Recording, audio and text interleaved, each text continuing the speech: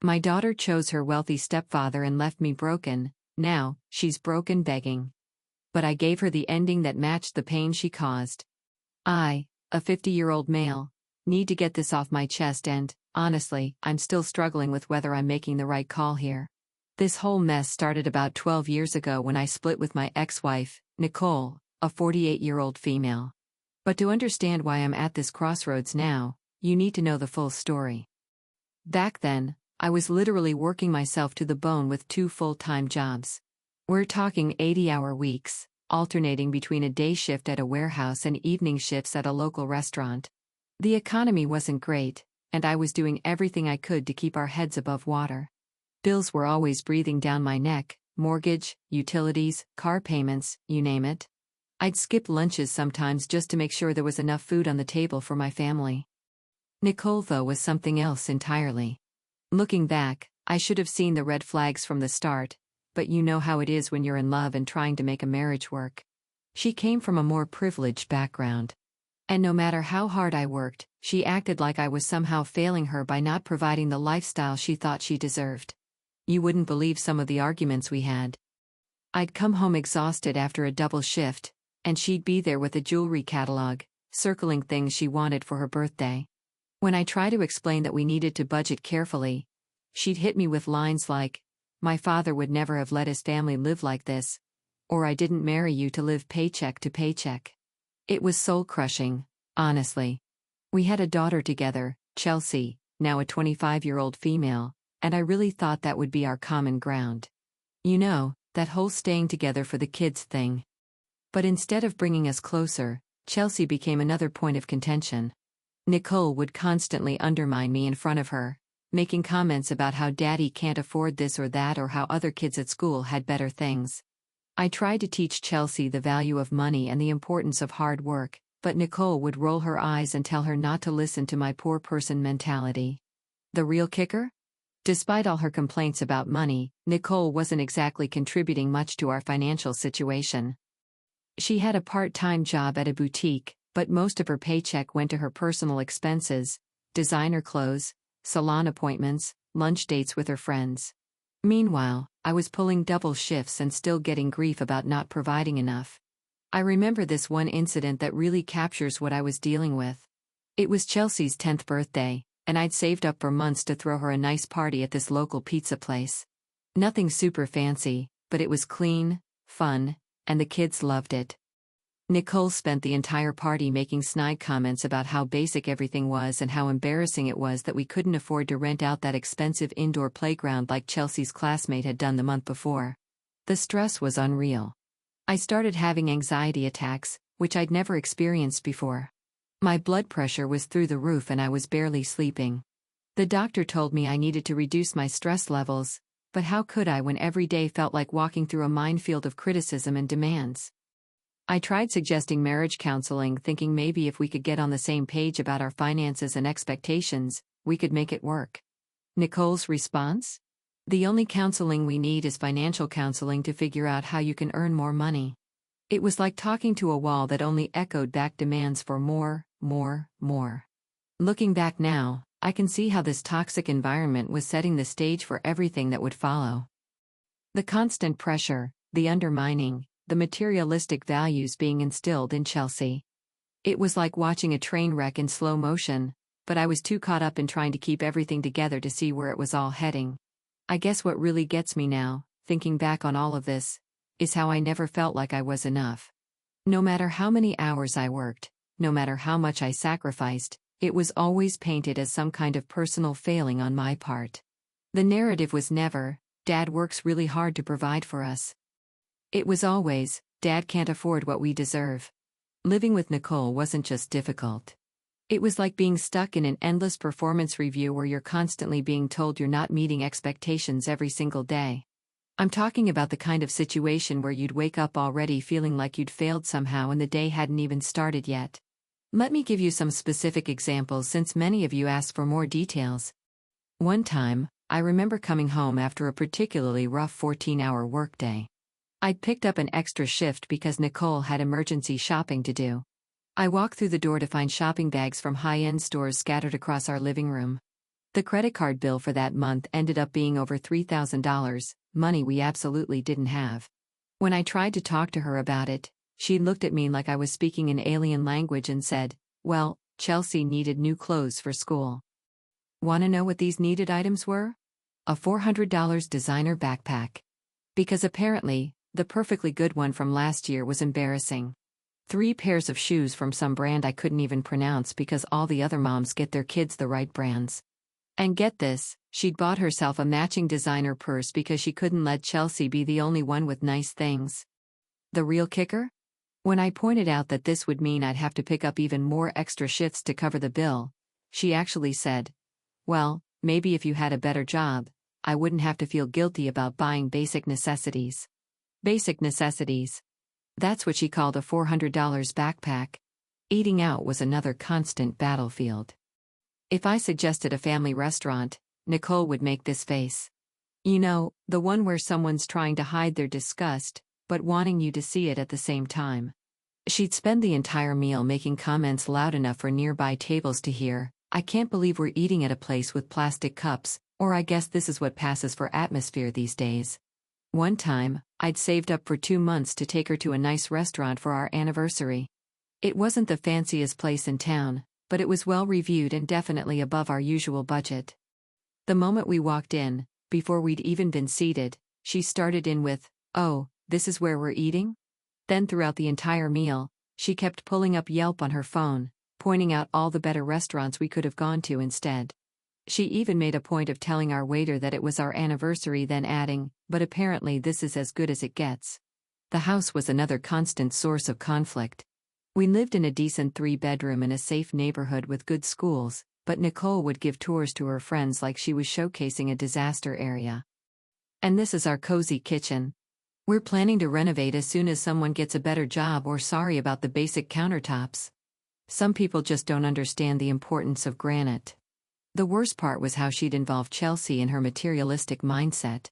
She'd take Chelsea window shopping at expensive stores, pointing out all the things Daddy can't afford to buy us. She'd encourage Chelsea to make wish lists of ridiculously expensive items, then act sympathetic when I had to explain we couldn't afford them. "I know, sweetie," she'd say. "I grew up having nice things too. Some people just don't understand our standards." Even basic household decisions became exercises in humiliation. When our washing machine broke down, I researched and found a reliable mid-range model that got good reviews.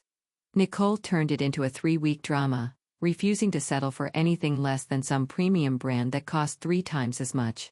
We ended up having to do laundry at her mother's house, who, of course, had the expensive brand. While Nicole told everyone who would listen about how I was forcing her to live without proper appliances, the constant comparisons to other families were exhausting. Every time one of Chelsea's classmates got something new, a phone, a laptop, a vacation, it became evidence of my failure as a provider. Nicole would casually drop into conversation how all the other dads managed to afford these things. She never seemed to consider that maybe those other families had dual incomes, different circumstances, or were drowning in debt to maintain appearances. Holiday seasons were particularly brutal. Nicole would spend weeks creating elaborate wish lists, then act martyred when I suggested we needed to stick to a budget. She'd tell Chelsea things like, "Well, honey, I guess we'll have to wait and see what Santa can afford this year," with this pointed look in my direction. One Christmas, she actually returned the thoughtful gifts I'd carefully chosen and saved for, declaring them not up to standard, and used the money to buy one expensive item instead. The thing that really gets me looking back is how she managed to make everything about status and appearance. Even family game nights or movies at home weren't immune. She'd spend the whole time on her phone showing Chelsea pictures of what real families were doing with their evenings. The transformation in my daughter still haunts me. Chelsea, a 15-year-old female at the time, went from being this sweet kid who used to curl up next to me watching Star Wars and asking for piggyback rides to someone I barely recognized. The change wasn't overnight. It was like watching a flower slowly close, one petal at a time, until there was nothing left of the relationship we once had. The divorce was finalized when Chelsea was 14, and that's when Nicole's new boyfriend, Steven, entered the picture. Now let me paint you a picture of Steven, a 42-year-old male at the time. Imagine every stereotype of a midlife crisis wrapped in an expensive suit. The guy drove a bright red Ferrari, wore watches that cost more than my annual salary, and seemed to think throwing money around was a personality trait. I tried to keep things stable on my end. I had a modest 2-bedroom apartment in a decent area close to Chelsea School.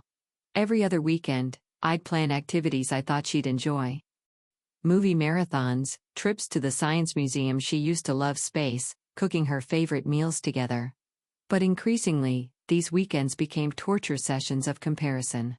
"Dad, why can't we go to Paris like Mom and Steven?" she'd ask. Not even looking up from her phone during the movie I'd specially picked for our night together. "This apartment is so basic. Steven's house has a pool and a home theater." Every sentence started with comparisons to Steven's lifestyle and ended with implications of my inadequacy. The real gut punch came during what I thought would be a special father-daughter day. I'd saved up for months to take her to this Broadway show she'd been talking about. The tickets weren't front row. I couldn't afford that, but they were decent seats. I was so excited to surprise her. Know what she did? She looked at the tickets and said, "Oh, we're sitting in the mezzanine? Steven always gets box seats." Then she spent the entire show texting and making it clear how bored she was. Her 16th birthday was another nightmare. I'd saved up to buy her this really nice camera. She used to love photography and had even won a school competition the year before. When she opened it, she just stared at it like I'd handed her a brick. "Mom and Steven are getting me a car," she announced. A real present. The camera ended up in her closet, never used. Later, I found out she tried to sell it online. The attitude at school events was humiliating. During parent-teacher conferences, she'd introduce Steven as her dad and pretend not to see me sitting there. At her school orchestra performance, she played violin. She made sure I sat in the back while Steven and Nicole got the prime seat she'd reserved. When I tried to give her flowers after the show, she literally turned her back on me and posed for photos with them instead. Every interaction became a transaction. She'd call or text and my heart would leap thinking she wanted to talk, but it was always about money. "Dad, everyone's getting the new iPhone." "Dad, I need $300 for the school trip." "Dad, my friends are all going to this concert." When I couldn't afford these things, she'd hit me with guilt trips that felt scripted by Nicole. "I guess I'm just not worth investing in." Or "Why can't you be successful like Steven?" The entitlement reached new heights when she started driving. Steven had bought her a brand new BMW for her 16th birthday. I couldn't afford to match that, but I tried to contribute by offering to pay for her gas. Instead of appreciation, I got complaints about how embarrassing it was to have to use regular gas instead of premium. She actually said, "Steven says premium gas is what successful people use. I guess you wouldn't understand that." The worst part was watching her internalize Nicole and Steven's materialistic values. She started treating her old friends differently based on their parents' income levels. This sweet girl who used to share her lunch with kids who forgot theirs was now making fun of classmates for wearing non-designer clothes. She'd come to my place for dinner and take photos of the food to send to her mom, adding sneering comments about how basic everything was. I tried everything to maintain our relationship. I went to therapy to learn better ways to communicate with teens. I picked up extra work to try to give her some of the things she wanted. I even swallowed my pride and asked Steven if we could all sit down together and talk about providing a united front for Chelsea's sake. His response? He laughed and said he'd handle the lifestyle department, and I should focus on whatever it is you can actually provide. Looking back, I realized I was losing her long before she actually cut me off. Every eye roll, every comparison to Steven, every disappointed sigh when I couldn't afford something. They were all little deaths of our father-daughter relationship. But even knowing that didn't prepare me for what came next. After months of Chelsea, a 17-year-old female at the time, dodging my calls and texts with increasingly ridiculous excuses, I finally managed to get her to agree to meet me for dinner. Looking back, I should have seen the signs. She suggested meeting at this ridiculously expensive restaurant, the kind of place Steven would take her to instead of our usual diner. I think she knew I couldn't afford it, but I was so desperate to see her that I dipped into my emergency savings just to make it happen. I got there early dressed in the nicest clothes I had, which according to the looks from the staff weren't nice enough. I waited at that table for 45 minutes past our agreed time, sending text after text, each one making me feel more pathetic than the last. When she finally showed up, she didn't even apologize for being late. She just sat down, looked at her phone and said, "I can only stay for like 30 minutes. I have plans later." The waiter came by and without even looking at the menu, she ordered the most expensive items she could find. I watched her tap away at her phone while rattling off dishes I knew would cost me nearly a week's worth of groceries.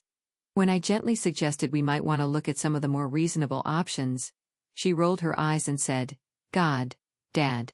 This is why I hate coming out with you. It's always about money." That's when I tried to have the talk. You know, the one where you lay all your cards on the table and hope for some kind of breakthrough. I started telling her how much I missed her. How it hurt that she was constantly canceling our weekends together. How I felt like I was losing my little girl. Her response? She put her phone down, finally looked me straight in the eye and said with this cold smile, "You want to know the truth, Dad? I don't need you. You're always broke and can't give me the life I deserve.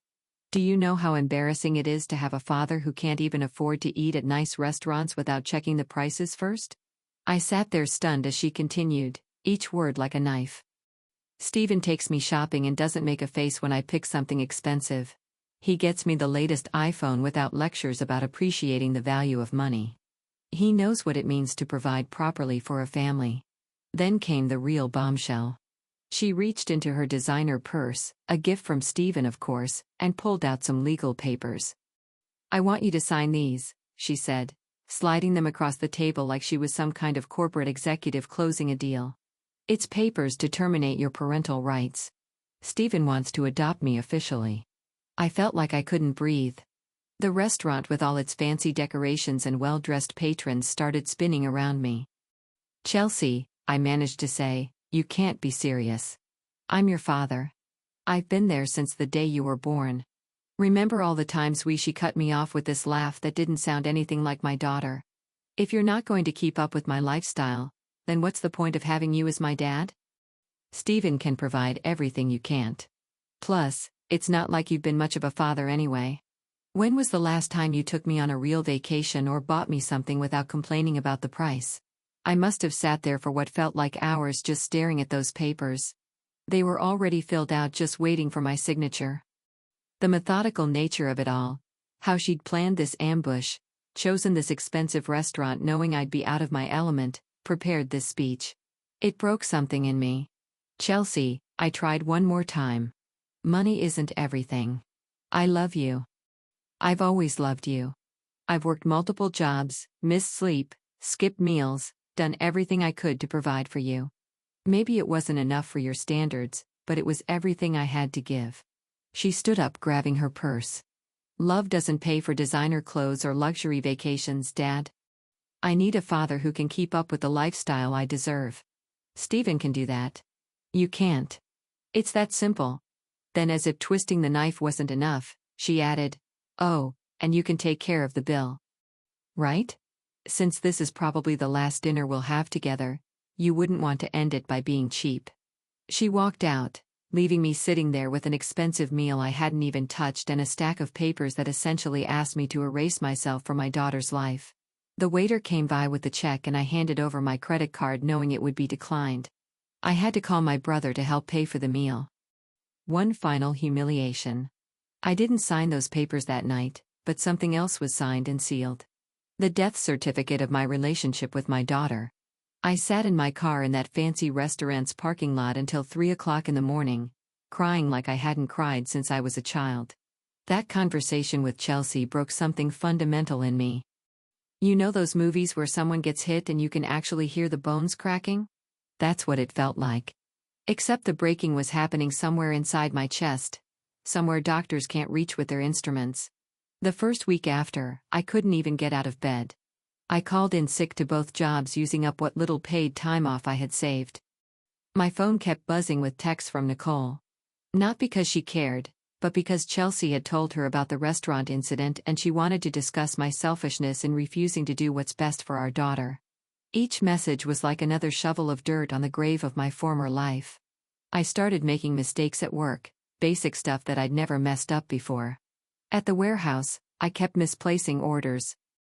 At the restaurant, I'd forget customers' orders or bring the wrong dishes. My managers were patient at first. I'd been reliable for years. But after the third time I nearly caused an accident with the forklift, they had to let me go. The restaurant followed suit a week later when I had a breakdown in the middle of a shift, sobbing over a plate of spaghetti because it was Chelsea's favorite dish I used to make for her. The job losses started a domino effect. Without income, I couldn't make rent. My landlord was understanding at first, but kindness has its limits when bills need to be paid. I had 2 weeks to clear out of my apartment. The same apartment where Chelsea's height marks were still penciled on the doorframe, where her old art projects were still stuck to the fridge with alphabet magnets. Here's the part I haven't told anyone until now. Not even my therapist knows the full extent of it. For 3 months, I was homeless.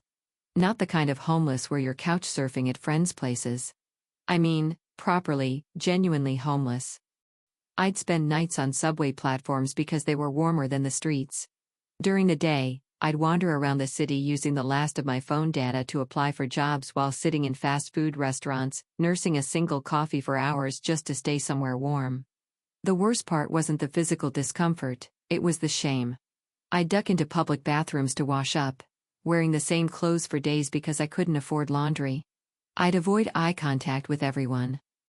Terrified, I'd run into someone who knew me. Someone who might tell Chelsea or Nicole about what had become of me. The irony wasn't lost on me.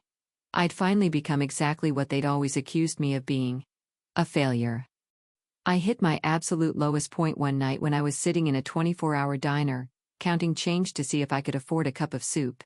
The TV was playing some entertainment news show and there was Chelsea, my Chelsea, at some charity gala with Nicole and Steven. She was wearing a dress that probably cost more than I made in a month when I was working, talking about their recent family vacation to the Maldives.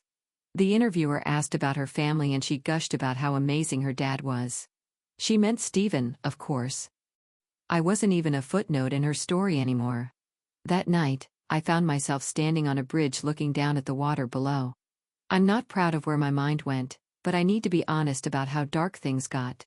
What stopped me wasn't hope or courage, it was a random stranger who happened to be walking by. He was a maintenance worker heading home from his night shift. He took one look at me and just knew. Instead of calling the police or trying to talk me down with platitudes, he just stood there and shared his sandwich with me. We didn't even talk much, but that simple act of human kindness saved my life that night. The next morning, I swallowed what was left of my pride and called my younger brother. He lived in another state and we hadn't been close since I married Nicole. She'd always looked down on his blue-collar lifestyle.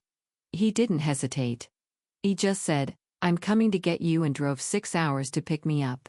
My brother let me crash in his basement, but more importantly, he helped me find a therapist who worked on a sliding scale. Those first few sessions, I couldn't even speak. I just sat there and cried. The therapist suggested I start journaling, which felt stupid at first, but it helped me start processing everything. I also started going to the gym with my brother.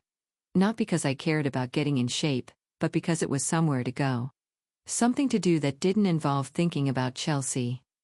There's something therapeutic about lifting weights when you're carrying that much emotional baggage.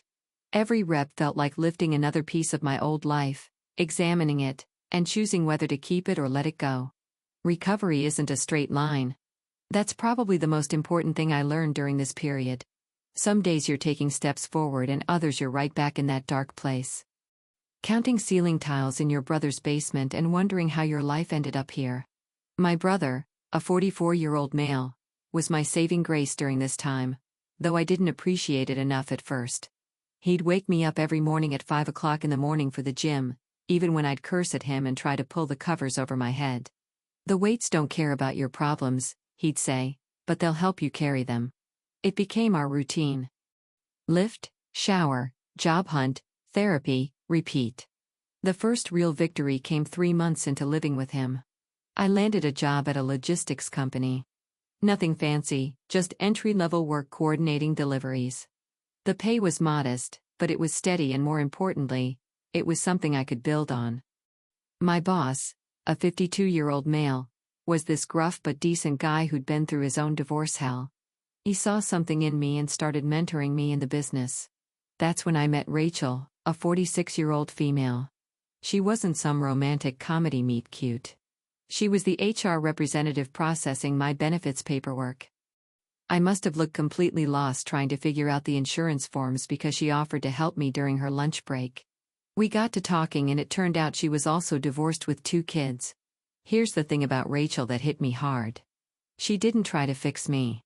After Nicole's constant criticism and Chelsea's materialistic demands, Rachel's simple acceptance of who I was felt almost foreign. When I told her about my past, including the homeless period, which I was deeply ashamed of, she just listened. No judgment, no advice, just genuine empathy. Our first date was nothing fancy, just coffee at this little place near work. I was nervous about suggesting it, worried it wasn't upscale enough. But Rachel just smiled and said she loved their muffins. We sat there for hours talking about everything and nothing. She told me about her kids, a 14-year-old male and a 16-year-old female, her own divorce struggles, her dreams of maybe going back to school someday. The relationship developed slowly, organically. We'd have lunch together at work, then occasional dinners.